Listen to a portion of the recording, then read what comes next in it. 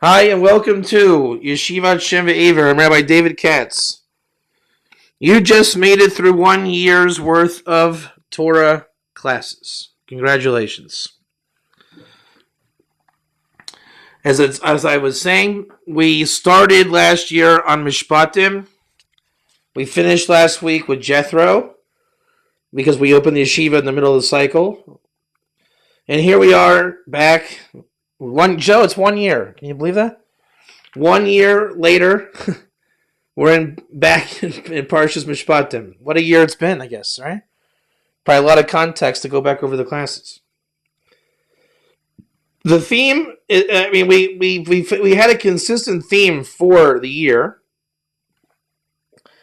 And at this point, I don't know where it's going, and I really don't care. We're on a roll. We have our way of teaching, I guess. We're looking for the Ger or the Noahide, Universal Torah, Mazal, you name it. We're hitting every point. So I'm not gonna call this anything. Let's get rid of the map. We're gonna stick to the Zohar Haftorah, but keep in mind that's gonna change too. Because when the Zohar is finished, because that we started also at a weird date. I think I got serious into every word. I started looking through it in Vayikra, but by Bamidbar, it was serious. So once we get to Bamidbar, we're going to shift to the Midrash Rabbah. I wrote it down. I think it's Midrash Rabbah and the Pardes Rimonim of Rabbi Yosef Cordovero and Sfat. It's subject to change, but that's the idea. I want to get into the Midrash Rabbah, as there's a lot of Ger Torah in the Midrash Rabbah. So stay updated. The Haftorah will never change, with Hashem, and the articles will continue. And we're basically, who knows? We're B'derech Klal looking for Gerim. It's going to be that kind of a thing. I think this article, this class, should give you a flavor of what we're going to be doing. You know, kind of finding that universal edge throughout the Chumash. And basically refrain from making the whole history of the world only Jewish. And we're going to realize that there's a whole planet here of people that were included in the flow of Torah, making it a 50-50 partnership from Sinai onwards, and obviously from before Sinai. So that's the basic template that came out of last year, apropos to where we are now, and here we go. Questions, comments, or feedback, I can be reached at Rabbi Katz at virtualyeshiva.com. Onwards to the Haftorah. The Haftorah is very simple. Right? When we do the Haftorah, we're not trying to get a big ongoing commentary like the Parsha. When I write the Parsha, I see I see the underlying theme. And then you try to match it up in the Haftorah to get kind of a point of reference that you can see the whole Parsha Haftorah. And I think we achieved that this week, as we usually do. If you look in 33:25 in the Haftorah from Jeremiah, very simple little expression that I think speaks volumes. My covenant of day and night. I'm sure people have heard it is forbidden for a Noahide to keep Shabbos or he dies. And they bring you the Sifri commentary that explains on the Parsha of Noah. When Noah saves the world, God makes a covenant saying, I made a covenant that night and day shouldn't stop. So they learn that out is that the B'nai Noah cannot keep Shabbos. And that's the party line of why today Noahides cannot keep Shabbos. The bottom line is that Sinai changed things, as we're also going to explain in today's Parsha, which makes this Haftorah huge. And the basic answer is Sinai changes the world forever. The entire world is a potential Ger Toshav. Off the bat.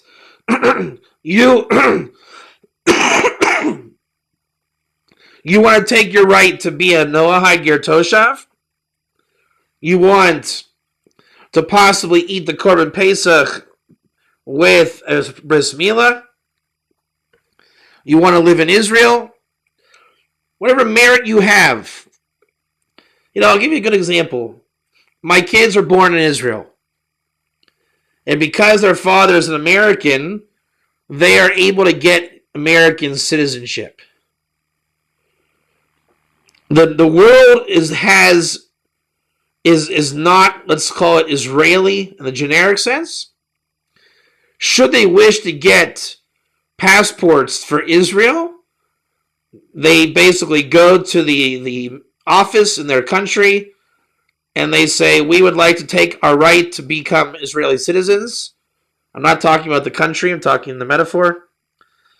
And in literal terms, you would say, I am classified as a non-Jew. I would like to take my merit and opportunity to become a Ger Toshav. At that point, the rabbinical Beis Din grants a stamp in your passport and says, here you go, you're now an American / i.e. Israeli citizen. And that's it. You now act like an Israeli, meaning you keep the 7 laws and you pursue Torah, God, Shem, and you view the world through the Chumash. For the analogy's sake, you are, my kids are Israeli, they become American citizens. They now have the right to engage in American activities. Should you negate your right, you say, I have the right and I choose to not take my right. Then what you're saying is, I choose to remain a Ben Noach. I am putting a blanket over the Ger Toshav status. I don't want to know about it. In that respect, you're not allowed to keep the Shabbat because you will be keeping it for a prescription that is no longer valid. Sinai becomes the prescripted method of Shabbos and Torah observance.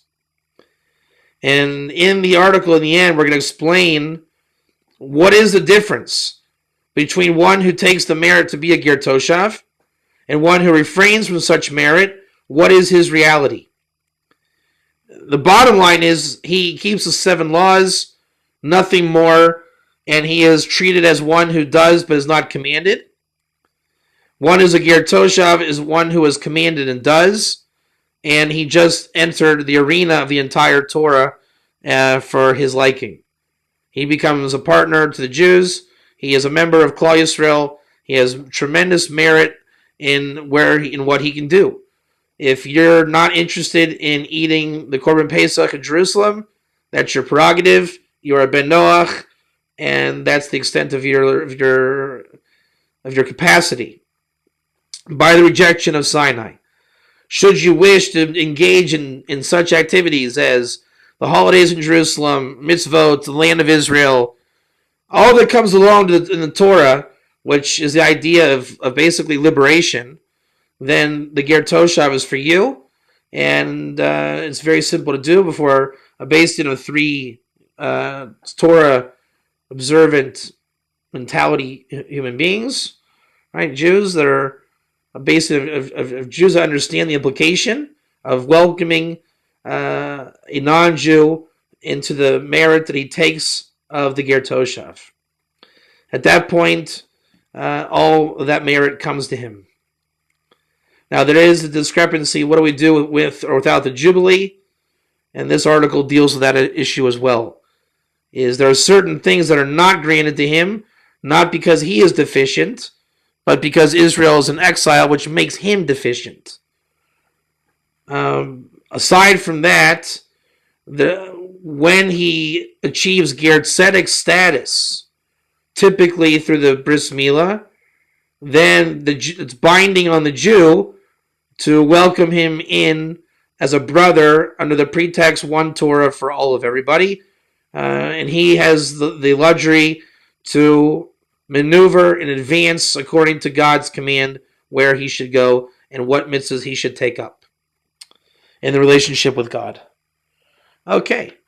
So the verse from Jeremiah is, my covenants day and night never stopped. Should they have stopped, the world would have been in trouble.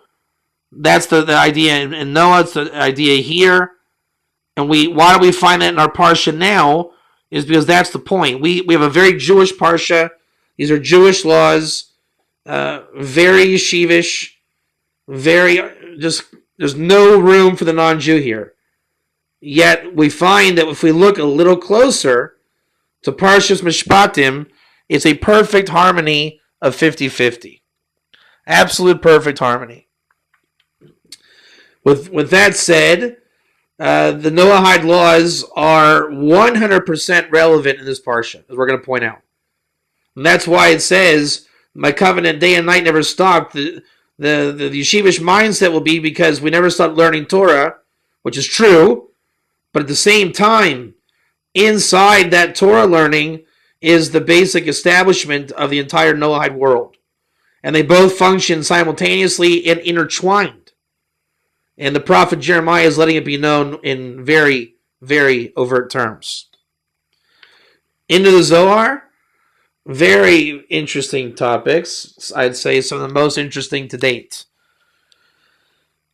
The Zohar says something, if you remember in the verse, it says, just to kind of paraphrase, if you see a guy stranded with his donkey, don't forsake him.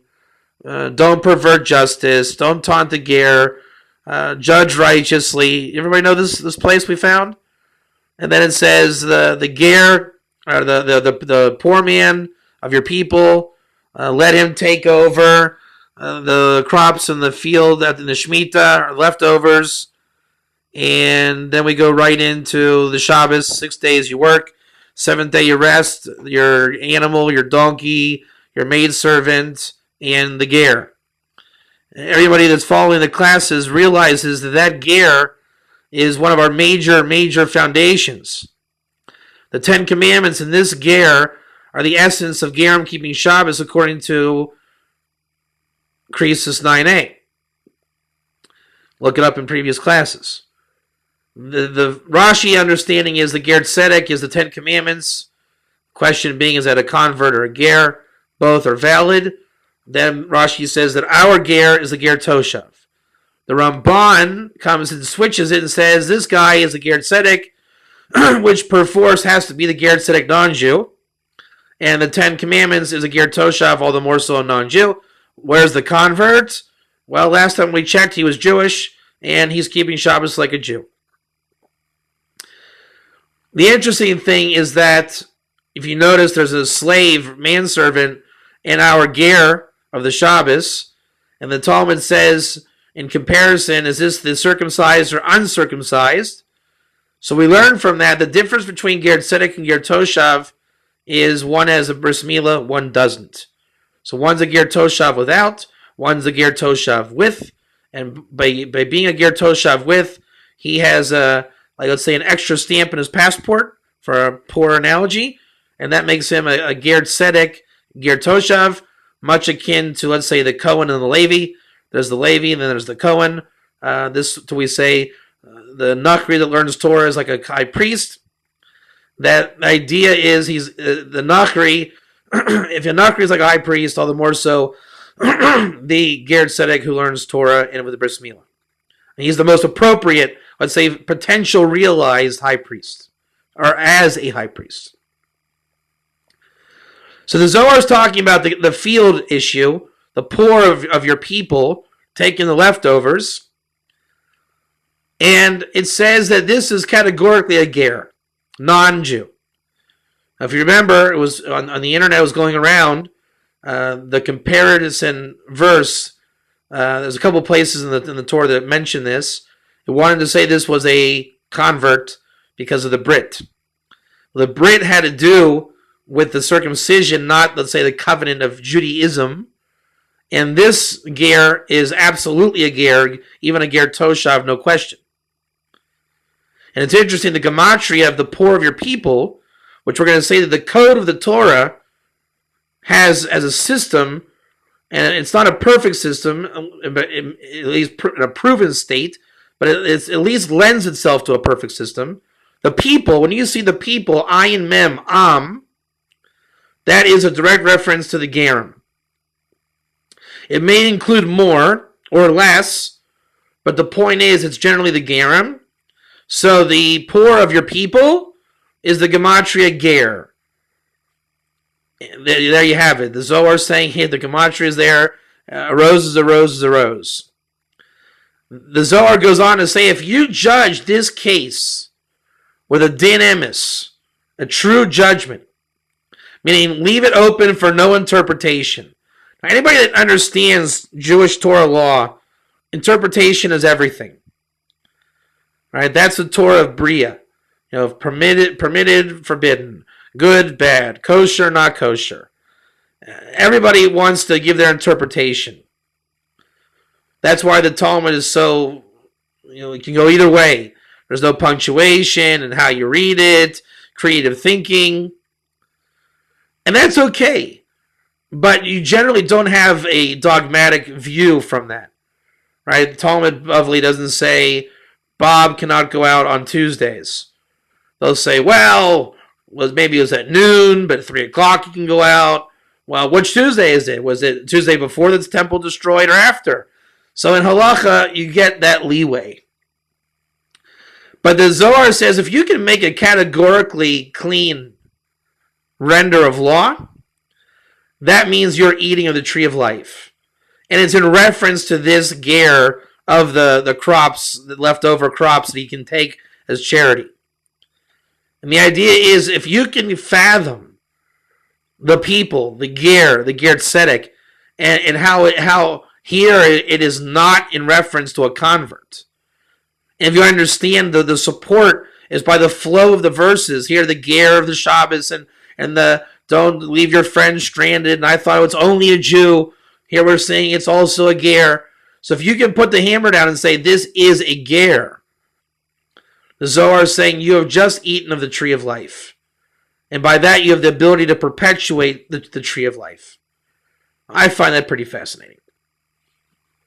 That we are existing in a period in history where the Gerim are coming out of the woodwork and they're making it their business to let Jews know we are Gerim and we may convert, we may not, but right now, if I'm talking to you as a Ger, I'm not a Jew, I'm not a convert, and I'm happy and okay with that. For the Jew to realize and embrace this and realize brother, friend, lover, don't taunt, the whole thing, that's the aspect of redemption. That's the aspect tree of life. That's everything. We'll get more. This is not the end of that topic. Obviously, this is the fractal of that point. Interesting gematria. It was talking about the aspect of the complete redemption on a Kabbalistic level. Is a reference from Beniyahu ben Yehoyada, right? One of David's men, who has an archetype portion of the soul of the Messiah called the Yechida. He's part of the Yechida.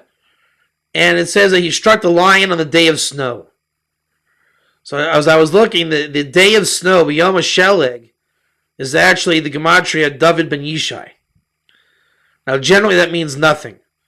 But if you saw the pictures of Sfat this year, well, you certainly saw the day of snow. And if you're following the worldwide trends in America, I believe there you're also seeing the day of snow. I think Atlanta's under snow right now, but Anchorage is enjoying the balmy summer weather. So I'm not one for weather chaos theory and doom and gloom, but the point is that there is a concept of a messianic day of snow, and I wouldn't have believed it until I was caved in my house for over a week because of the day of snow. So it's real. We had 4 feet out there. And it hasn't happened in 100 years, and I highly doubt it's going to happen again in another 100 years. God can do what he wants, but it's one of those things, 4 feet in Sfat, not normal. If you look around, if you have pictures, I don't know if you'll see it, I would say about 85% of the trees in Sfat have been damaged. To the point where they're chopped off every branch around the trunk because the snow killed 85% of the trees in town. So everywhere that used to be shaded is now just an open area. It was a national disaster. It's a big deal. And if you remember, the state of Israel was really founded on tree planting. So it's kind of like God says, to the secular Zionism, here, thanks for the trees. It was good for 65 years, but you can have them back. Kind of a message. And another idea was that the essence of evil is when illicit bounty comes to the world, but when we reach a true blessing with God, that's the essence of good. It's really the let's say the Christian idea of heaven and hell, or the Torah of Bria. Let's say foreign Torah concepts come to the world. That's the evil bounty. Let's say dogmatic religion of any flavor has this. Right? If you read the Parsha and you say it's all Jewish, and it's a pretty known fact, some of your ideas will not be too clear, even in the Jewish camp. And the biggest signpost of this is the Messiah. There's a lot of Christian ideas of the Messiah in Judaism, and Jews did not get it from Christians. Jews actually invented it. And the reason why is they bring it down. The Torah, improper Torah, brings that down. And then obviously it's manufactured around the world as truth when it's not. The repair is to merit a true blessing, and that's the side of good, and that's when religion is basically superimposed by the revelations and prophecies of God all the time. In Kabbalistic literature, this is Atzilut and Bria. One is a world that has some bad in it. That's called Sheker, partially true, partially false. Atzilus is just good, pure revelation, and the only way to get to Atzilus is through Bria. And that's how it's called making Gerim, and allowing the Gerim to exist in Bria with the Jews together. They have to figure out why they're there, and when they hold hands together, they go up into Atzilus, into Zeranpin Malchus, the male, female, just all the symmetrical views of Atzilus. That's really a composite of the Ger, the Jew, male, female, and such. And just a side note, it mentions how to calculate the time of redemption. I found this to be very interesting. Everybody wants to say, well, Daniel has the times and a half. And if we take times multiplied by 3, divided by 4, because there's 4 seasons of the year, then we add 3 because Kohen, Leib, Israel, and then we minus 2 because male, female's 2, and then we add 10 because of the 10 Commandments, and then we multiply times 5, the 5 books of Moses, and then we add 2,000 because 2,000 years of Mashiach. Oh, look at that. It comes out 5774. If you do that, and it's all over the internet, this is not exactly how to do it. That's called putting the arrow in the tree, then painting the bullseye around the arrow. Zohar explains how to do it by when you calculate, and through the rules of Remez, hint, and you get to the point where it's edible, right? It's a stretch in that it's not written, the Messiah comes on May 5th, 2014, right? At 3 o'clock and 3 seconds. Go wait for him, right? No one's going to write that. They're just not. So aside from the absolute literal writing, what the code is, and remember this parsha is about code, is nothing's literal. Even the Ger Tzedek judgment, the Gerim don't you don't do open their chest surgically and you see inscribed in their chest I am a Ger Tzedek, right? You have to have it materialize the spiritual in the physical, and you see it, then you can say categorically, that's what that is. I mean, basically, in a really gross sense, if I see a man in the street, if he's wearing clothes, I can bet he's probably a guy. Right? There are cases today where he's not, but I don't need to do a strip search to investigate if this is a male or female. The practical implication, am I allowed to look at him or should I guard my eyes? The point is, if you know this is a guy, then just go with it. You can recognize a guy. But he doesn't have to say, hi, I'm a male, my name is. So too a Torah. If you see it, and you just kind of get an energetic response. The ger, the poor of your people, gather in the field. If you know that people are gerim, then okay, here we go. It's like the braille comes to life. So too with let's say calculations of the end. right? The idea is when you first see it, it's not going to say, hi, this is the end. But, one move to the left or right, one shift of perspective, just, one different take. If you do that, and it's like unzipping a zip file, and there's just an endless amount of one-step moves to get the same kind of time period, that's how you know it's the end. That's how you know you're there. And this is called emes and amunah, the truth and faith. When you can unpack something, anything in Torah, and it just explodes, where it's called mochen, the mentality erupts in you. And at that moment, you can see literally everything in the topic in a general sense. Everything's edible. Right? You're in the Garden of Eden, and all you have to do is take from the fruit and eat. It's that edible. Or as our parsha says, it's a shulchan aruch, a set table ready to eat. That's when you know you have the topic. So when you calculate end time material, like in Daniel, and you're able to do that, that means that you've arrived to the end. So and everybody has their view of the universe, and everyone, let's say, is hones in when God calls their number. So if you can go into Daniel and you can get kind of an explosion where it's clearly just everything works, right? It's like no opposition, they just fall down. Well, it might just be that your soul has arrived to the end. Now, what are you going to do? Go out and tell everybody the end is here and this and that? Everybody gets to Mashiach consciousness in their own time. Your job is to basically learn how to hone the craft and speak the message of God. Abraham did it. Mashiach didn't come, but he was a part of Mashiach. Certainly so was Shem, Joseph, Moses. The later we get in history, obviously the closer we get, the more practical it becomes. Where many will say we're there, about there, nearly there. My advice would be go read those things and see. If it opens up for you, there's a good chance that you're a part of something on this planet and that you have a mission, a purpose, and that you're very much in touch with your soul.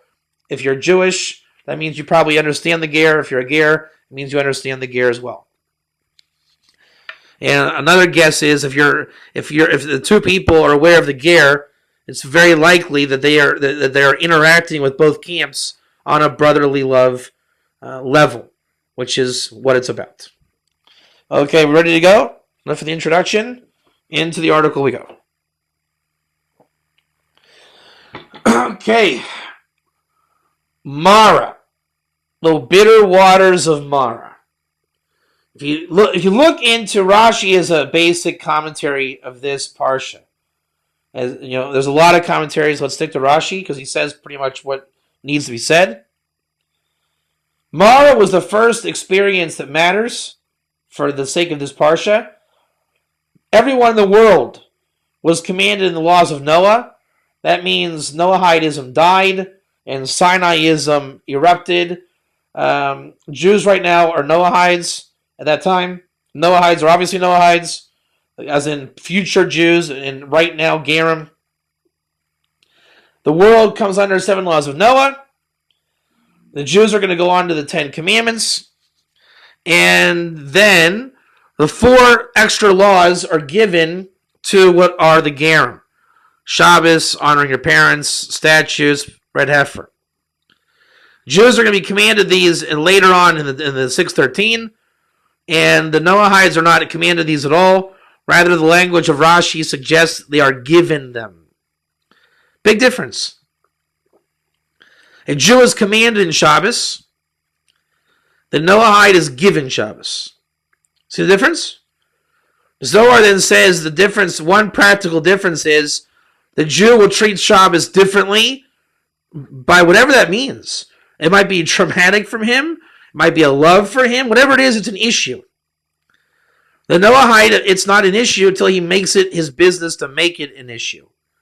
And that's how you have a natural preservation of the Brit, of the covenant of Shabbos. They will never infringe on one another. Right? If I am commanded to be David Katz, I assure you, if you feel you are given the David Katz program, You will never do it like me. You might be a better David Katz than me, but you will never be like me. Because I'm commanded and you're not. And vice versa. I will never be you. Might be better than you, worse than you, but you will always be, let's say, a more authentic, or by the command. Meaning the command is in you, not in me. By that definition, I might keep it better because I'm not commanded. Right? With the command comes the Yetzer Hara. Evil inclination comes from command. This is why Jews have, let's say, the Yetzer Hara as a modus operandi. The Gerim go by Yetzer Tov. So who's better? Whose rabbi can be a who? The point is, it's not a competition. Both are different. One's male, one's female. That whole symmetrical world comes into focus. Then you're going to have Sinai, and the revelation comes down. Jews are receiving the Torah. The Gerim are there to confirm, testify, and be there as a fractal of the universe. There are Jews and Gerim. Then you're going to have Parashas Mishpatim. Parashas Mishpatim is, let's say, Sinai extended.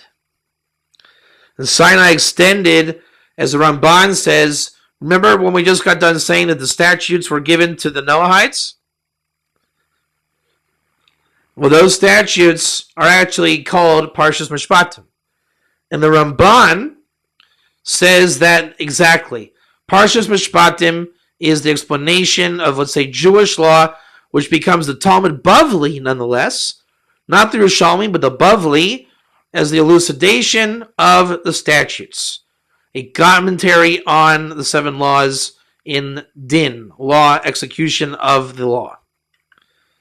And it's not for naught that in our Parsha we have the Dinim, we have the Shabbat, and I'm sure with a bit of again, one-step maneuvering, the concept of the red heifer and honoring the parents are right there. And some even don't even consider honoring parents one of the essential 3, or the 4. They say there's 3. Red heifer, the purity that comes from impure that creates the pure. Well, that's what it is here. Saying this is only Judaism, that's really not the full purity. By finding the ger inside, which is generally thought to say, no offense, the impure, so to speak, right, the non-Jew, and we find then the purity comes out of it.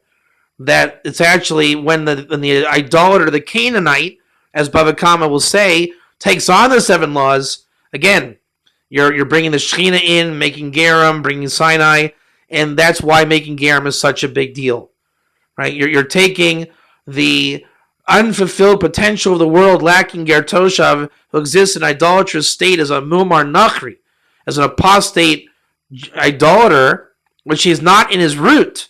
Again, God put one in one position, God put another in another. The goal is to make Gerim, and that is essentially the red heifer program, is it not? I mean, you have the nation of priests, the Kohen, you have the nations who are looking to shed a type of reality they were placed in, a klippah, a shell, brought into holiness, the inner dimension, and brought into holiness as a ger toshav. So the whole process is very red heifer. I mean, and that is honoring God. God is the Father in heaven. It's there. Whether it be the allegorical, the chassid, almost olam way, it's all there. The entire Mara experience is encapsulated in our Parsha in innumerable ways. It just sounds a little bit harsh when you get into pure, impure language. Just to let it be known, impurity is not bad, right? I mean, for reference, go read Naaman and reference the lectures with Naaman. Everybody that recognizes God in their life, they get revelation of their soul.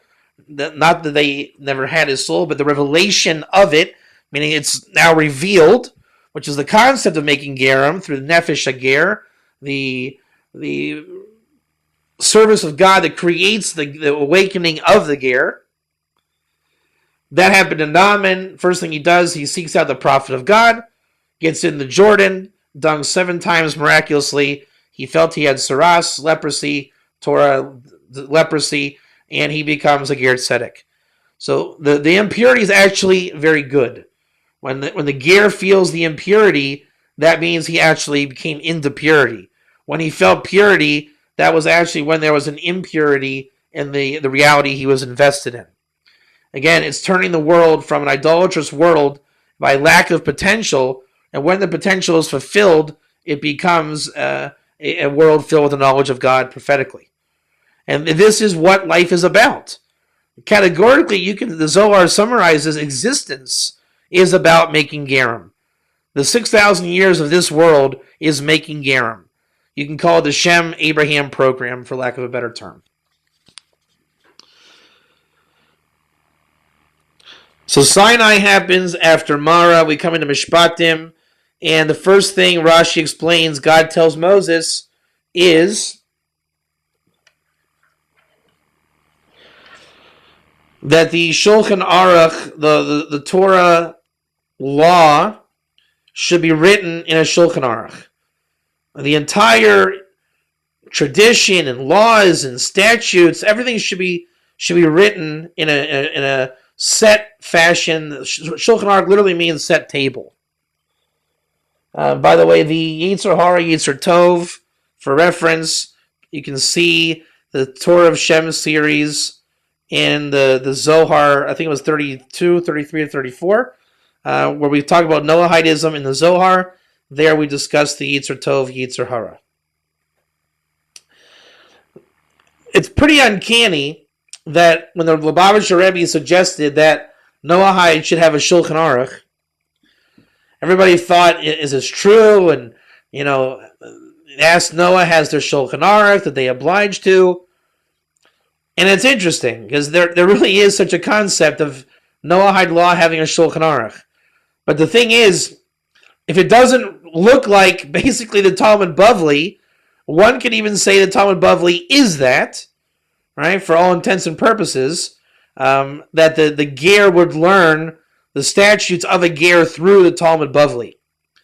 For the Jew is also relevant, just like he is relevant in the Parsha, but let's say from a land of Israel standpoint, remember there is the Talmud Yerushalmi, and they are different. Different study, different everything. Same Torah, but really one is the vessels of the world, of exile, and one is of the land of Israel. Much can be said about that, and the Bavli is much more, let's say, thought out than Yerushalmi, two types of Talmud. One was written in Babylon, one was written in Israel. Thus, the method of the Bavli is to come to a Noahide resolution. And that's why we find that a lot of Noahide truth and pearls of wisdom are in the Bavli, largely devoid or lacking in the Rishalmi. I think the Jewish mindset and laws in the Rishalmi extensively, and the dinim, the statutes, are basically fruitful in the Bavli. And if not directly, then works can be done from the Bavli to make that possible. Okay, we're at Sinai. And afterwards, again, we're in the Parsha. The entire Parsha is almost entirely the basis of the tractate of Talmud Bava Kama. It literally means first gate. And what it means in the first gate is there's three types of damages: Bava Kama, Bava Metzia, Bava Basra, first, middle, and last gate. The first gate, Bava Kama, is the topics in the Parsha. Almost perfectly, to a letter. If you read the Rashis, he's quoting from Bava Kama almost all the time. This is thought to be the most yeshivish tractate that exists. Quite possibly the most learned tractate in 2,000 years of yeshivish learning. It probably doesn't need to be expressed, but I'll say it anyways. It's very Jewish. Right? If you want to hear classic rabbinic yeshivish jargon, go listen to a Bava Kama class online. You'll hear Chetzi Nezek Knas, Shor Tam, Shagores Nagach, and Shor Bor Mava. I mean, this is all there. Really classic language. You won't understand a word of it, but if you want to just hear how it's like it's Shakespeare to an English class in college. That's Bava Kama.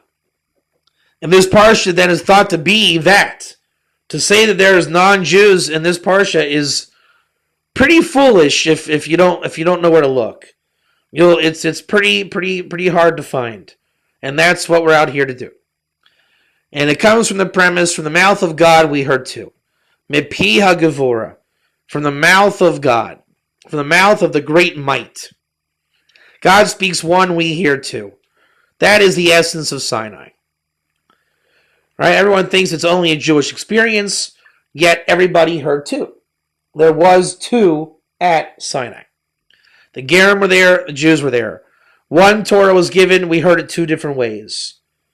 I mean, this is very male-female, Ger Jew. It's just emes. What can you say? It's truth. If you want to go and says the essence of Shir HaShirim is two are really one, well, here you have it. In fact, King Solomon starts Song of Songs with this. He kissed me with the kisses of his mouth. That's how the Song of Songs starts.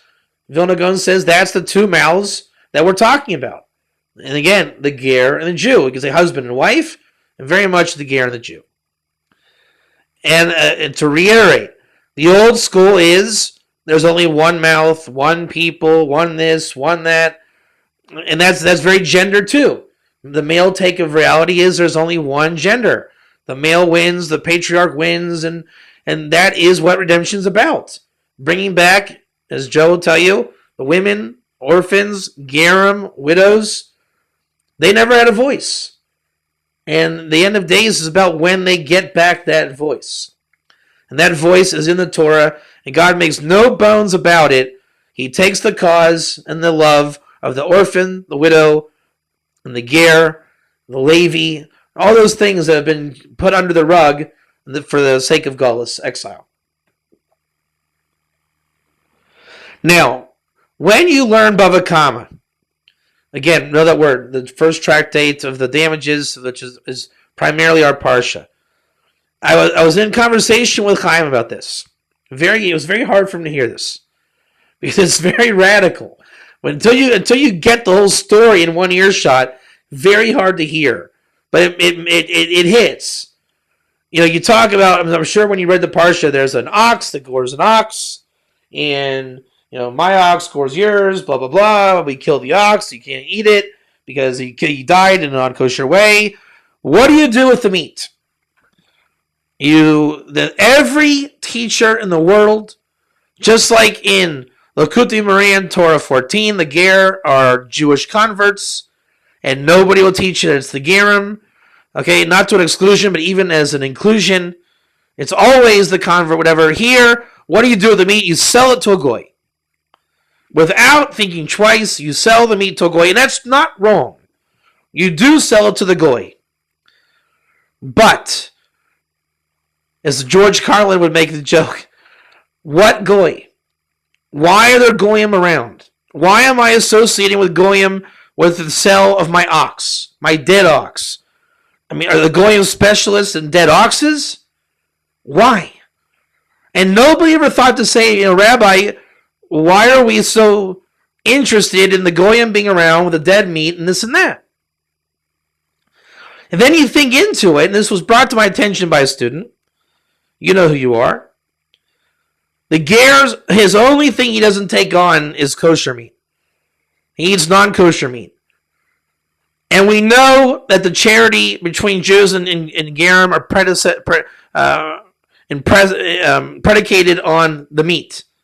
And from that you get the Korban Pesach, and the ones that are not shechted properly go to the Gerim. Right? It's a whole industry of, let's say, Jewish-Ger relations. And we know that the Passover is like funded by this meat issue. Now you have to remember, the first temple, Israel's filled with Ger Toshav. Even the second temple. You have to understand also, in Israel, money was not a problem. It was very prosperous. Now why? And the answer is meat was a major industry. How do we know it? Because these are not goyim hanging out with Jews to get their dead gored ox on sale. What's more like saying is, I'm a Jew and I'm going to let my ox wander and get gored, as a tax write-off, instead of giving the meat to the ger, I'll let it get gored, and I'll give him my dead ox. And then I'm satisfied. I fulfilled the mitzvah of giving the meat to the ger. Because this is life. The life is gerim. We're there. This is Torah, and monetary currency is part of Torah. So the Jews are in check. Okay, you can't do this and that to the meat, this and that. But the gerim are in on this. Why? It's part of society. Oxes get gored. The meat needs whatever. You sell it to a nachri. You give it to a ger. The fact is, gerim were part of this society. These are in fact not goyim at all. A ger is halachically not a goy. A goy is an idolater. A ger is a God-fearer. And the Jew and the ger worked side by side. And they need to be involved in the same law with the same money finance system in Torah. What you're going to get out of that, if you look in the world today, is meat industry not a big deal? I don't know if you guys have heard of this, but there's a restaurant called McDonald's. Have you heard of this? Happens to be a major industry. Right, there's a lot of meat industry in the world today. And it's very expensive. If you come to Israel, meat is very expensive. If you want to get into mafia stuff and all the conspiracy theories, go hang out with like a chicken factory for shechting. We're talking, this is where 7 laws of Noah come in the best.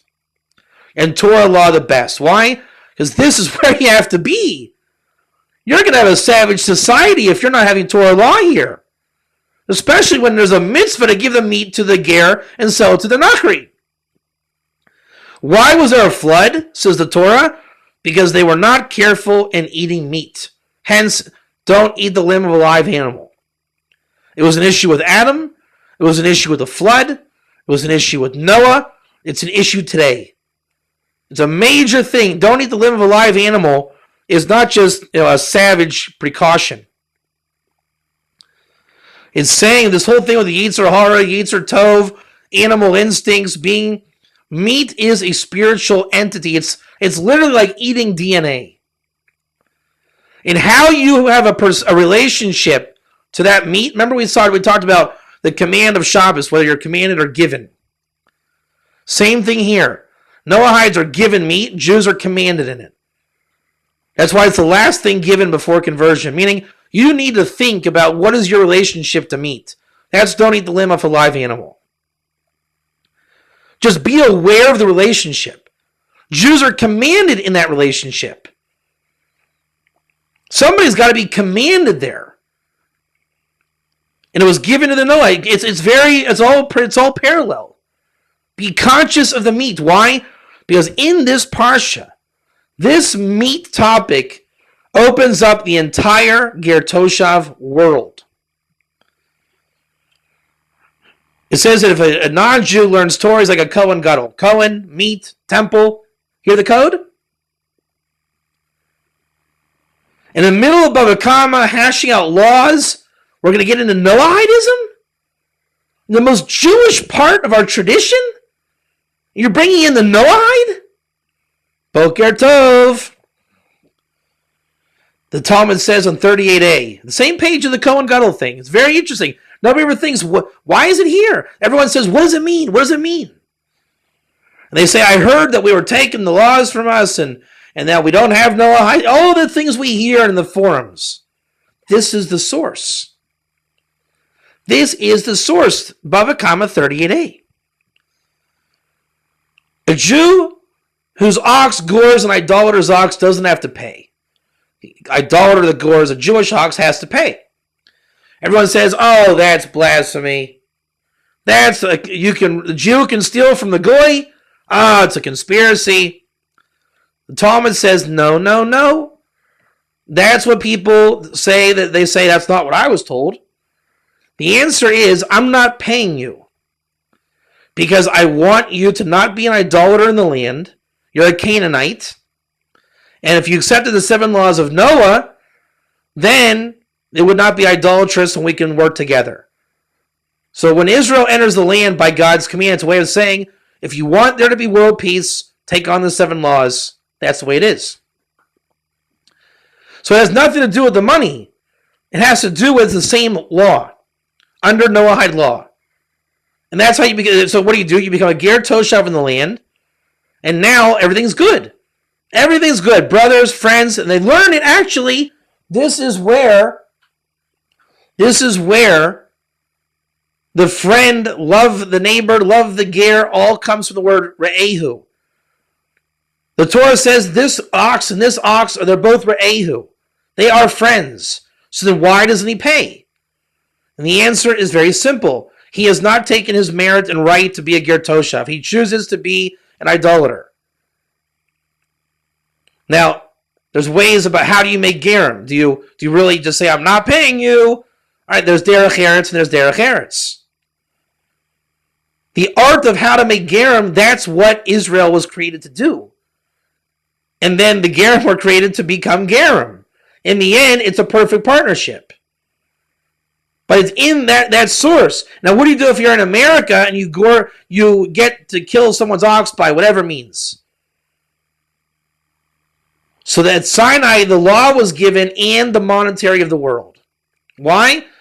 Because now if you are under a ger toshav law in Pittsburgh, you're not in the land of Israel, how can you make restitution? The money transfers under the ger toshav.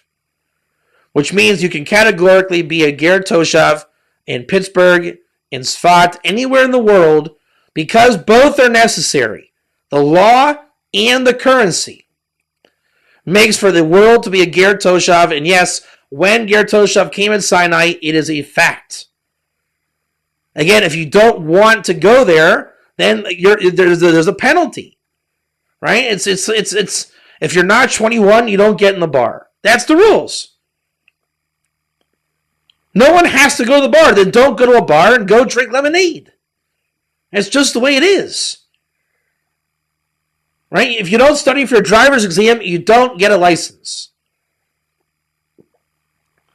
And Jews are not off the hook either. If they don't stay Jewish in an authentic way, they get kicked out, they get lost.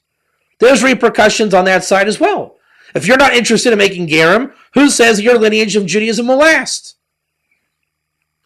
Because of the world of Bria, anybody can get on, anybody can get off. And God moves the entity through time. And in the end of time, whoever's there is there, whoever's not there is not there. So what's going on in the land of Israel? There are gerim everywhere. But 2,000 years later, we call gerim converts. Jews are the only ones in Israel. And all of a sudden, it's called sell the meat to the goy. Wrong. Wrong. And what's the revelation? The guy that you know in Pittsburgh, he's also not a goy. The gerim are worldwide. They might not know it by name, but they are well aware of their soul. They're waking up more and more. They were always there. They were never devoid of gerim. My covenant never stopped day and night. Making gerim is a worldwide effort. Maybe you know it by tikkun olam, repairing the universe. Right? Both sides have to stop becoming derogatory. Both sides have to start saying it's only me and realize it was us the whole time. From the mouth of God, we heard two. Whether you want to call it TWO or TOO. It was never one-sided. Through the 2,000 years of Messiah and exile, it became you, me, us, and them. But it was all a sham. It was all a sham. The whole time there were both. And in the temple time periods, there were both. And when the laws were constructed in the Babylonian Talmud, as per what the verse in the Torah was written, where it says, Re'ehu, they are friends. It doesn't say your enemy. It doesn't say the idolater. The Talmud says the idolater. Why? Because as long as he hasn't accepted the laws of Noah, there's a penalty. And the Jew that doesn't know the law, he's penalized as well. It was right under everyone's nose the whole time. These are not fantastic ideas. These are not revelations. These are the Pashut Pshat of the Pasuk.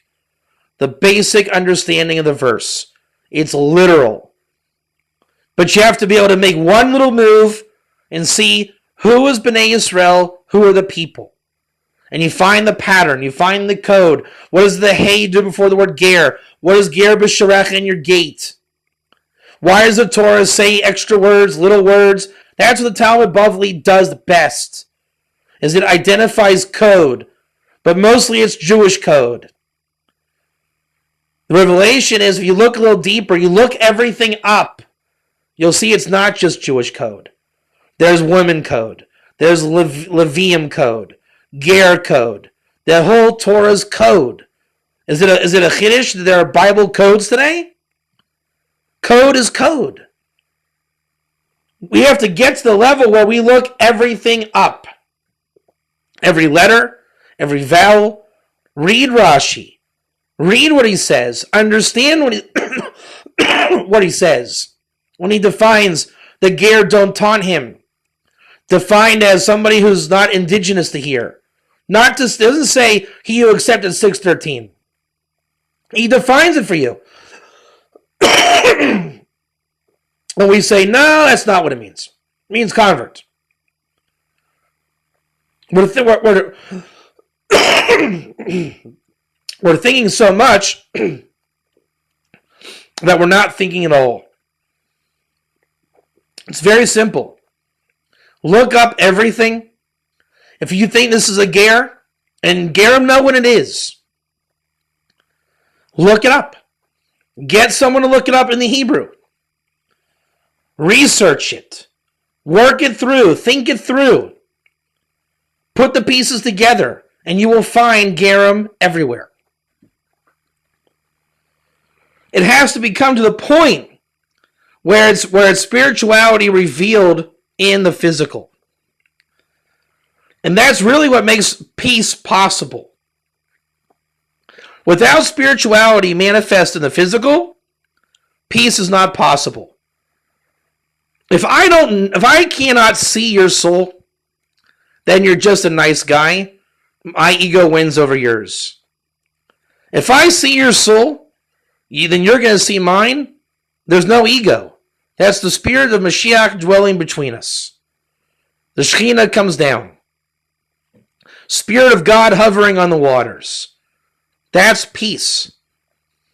Then the goal is to go from peace to peace.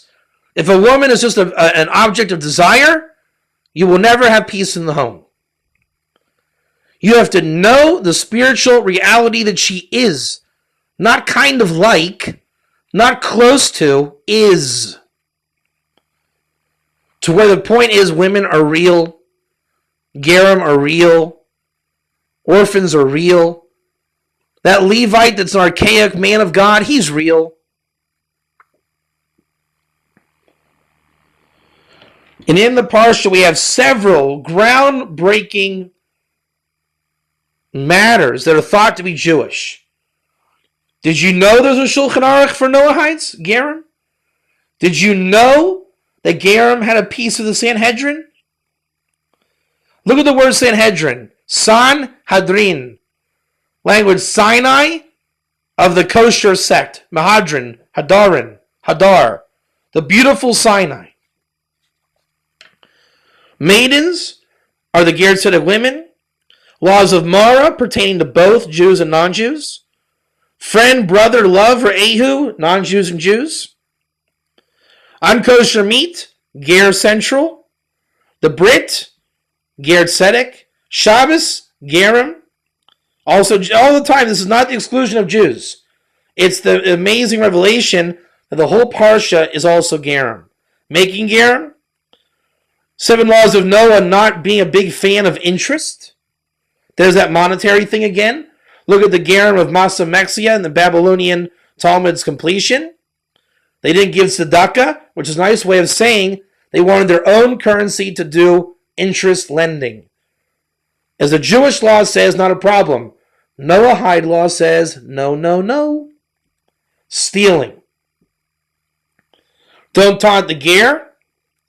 the leftover crops, judging Noahide laws, which King David says is the essence of Messiah and the victory of Gog from Magog. 3 festivals in Jerusalem. The Korban Passover. Don't cook a kid in his mother's milk. Nice way of saying dietary awareness. There it is. There's the limb of the live animal, the paraduma thing, the whole thing, the whole concept of Noahidism right there. Dietary awareness. Land of Israel, dwelling here, sanctifying it, the borders, removing idolatry, the Sinai covenant.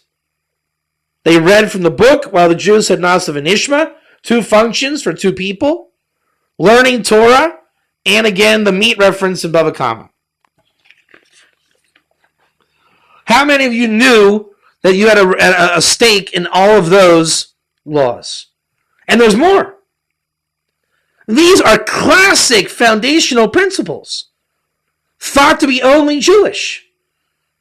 A little investigation, it was there the whole time. The potential of Sinai was there.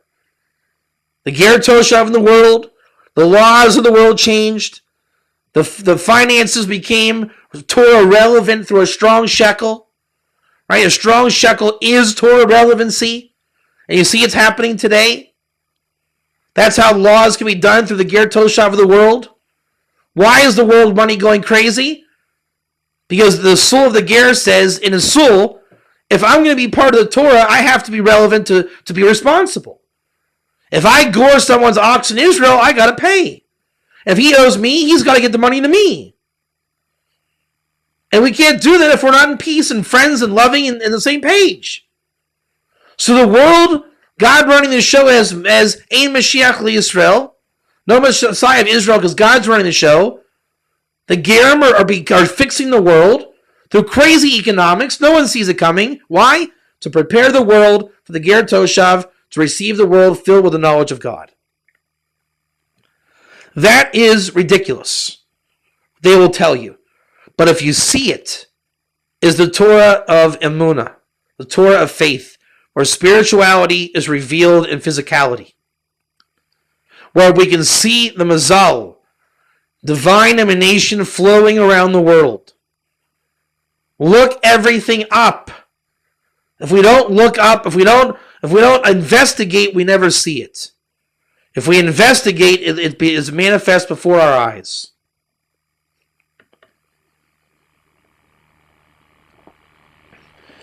The fractal code is very simple.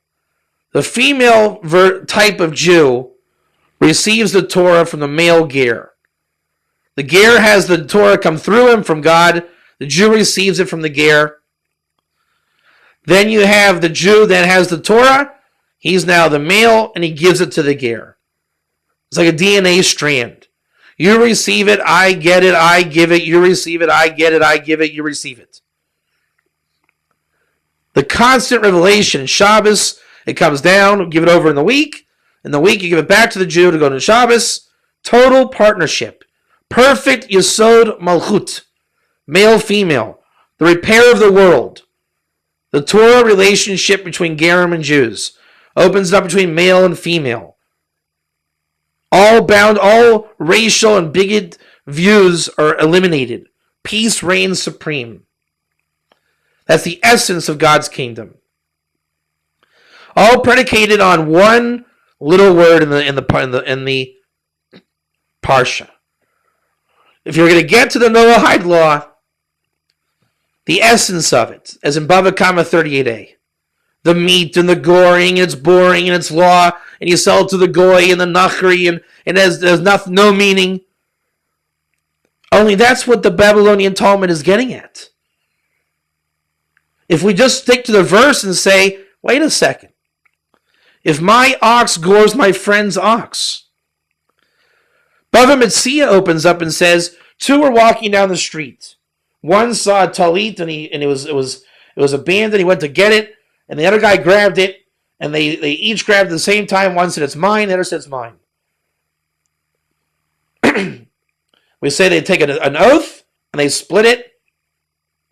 Because the other guy may have had a Yetzer Hara to grab what wasn't his. My ox gores your ox. Did you ever think maybe these guys were friends? Did you look in the verse where it said Re'ehu? Rashi gives an alternative definition of Bava Metzia. He says, maybe they were friends, and they just happened to grab it at the same time, and they didn't know the law, so they went to Beis Din to find out the law by the love of Torah. They had to make an oath, by definition, and they split it. They found out the law. The Mazel brought the law through their actions. Sometimes people just love each other. Sometimes people are just friends. The Pesach assumes that you're friends. The Yetzer Hara comes and says, well, you're not like me, maybe you're not like me. And yet, there are Yetzer Haras in the world. But it was right under our nose the whole time. The Parsha assumes, I bet you guys love each other. You're not going to taunt each other. Your friend gored your ox's friend. Your friend's ox. Because the world became Ger Toshav. It's done. It happened. And as we learn in the Zohar, this is the secret of the tree of life. If you understand that, that means you have the tree of life in you. We see it very simple. The fruit of that tree of life makes Gerim. Didn't Shem bring the fruit to Abraham? Was it not the bread of the repair of Adam? Male, female, and the fruit of the vine? Shem brought it out. The hard work was done. The fruit was given. Shem ate of the tree of life and didn't die, says the Midrash. Abraham merited the world to come in this world. This is epitomized by the love between the shared love between the Jews and the Gerim. They exist together eternally from the mouth of God that we heard to. Thank you very much. Have a great week.